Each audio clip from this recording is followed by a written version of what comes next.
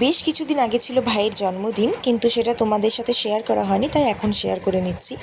প্রথমেই মা সকালে পূজা দিল। পূজা দেওয়ার পর ভাইকে ফোঁটা দিতে বসেছে এবং প্রথমে মালা পরিয়ে নিল, তারপরে ফোঁটা দিচ্ছে। আর সাথে ছিল চিড়ে, কলা, পাকা আম, 5 রকমের মিষ্টি, টক দই। পুরোটাই আমি নিজের হাতে সাজিয়েছিলাম। আমার নতুন বাড়িতেই এটা হচ্ছিল, যেহেতু আমার বাড়িতে হচ্ছিল তাই পুরোটাই আমি করেছিলাম, মাকে কিছুই করতে দিইনি। এরপর ফোঁটা দেওয়ার পর ও সব্বাইকে প্রণাম করছিল। প্রথমে ঠাকুর প্রণাম করার পর মাকে, বাবাকে এবং আমাকেও প্রণাম করেছিল। তারপর আমি দুপুরের রান্নাতে চলে গেছিলাম, নিজেই সমস্ত কিছু করেছি একা হাতে।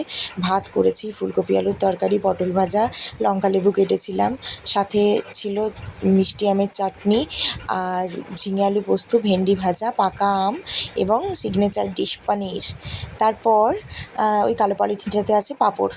এরপর ও দুপুরবেলায় খেতে বসেছে। প্রত্যেক কটা তরকারি বলেছে অসাধারণ হয়েছিল, আর সাথে যারা ছিল প্রত্যেকেই বলেছে খুব সুন্দর।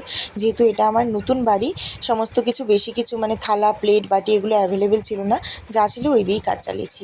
এরপর হলো আমাদের হিরোর এন্ট্রি। ও চলে এলো প্রথমে, এসে আমাদের একদম কেক কাটতে, আমি বেশি কিছু ডেকোরেশন করিনি, শুধু কেকই আনিয়েছিলাম। কেক কাটলো, আমরা ক্ল্যাপ করলাম। তারপর হ্যাপি বার্থডে ডিয়ার ভাই, হ্যাপি বার্থডে টু ইউ। এরপর আমি ওকে একটুখানি কেকটা খাইয়ে দিলাম আর গালে মাখিয়েও দিলাম। কেকটা ছিল অসাধারণ টেস্ট।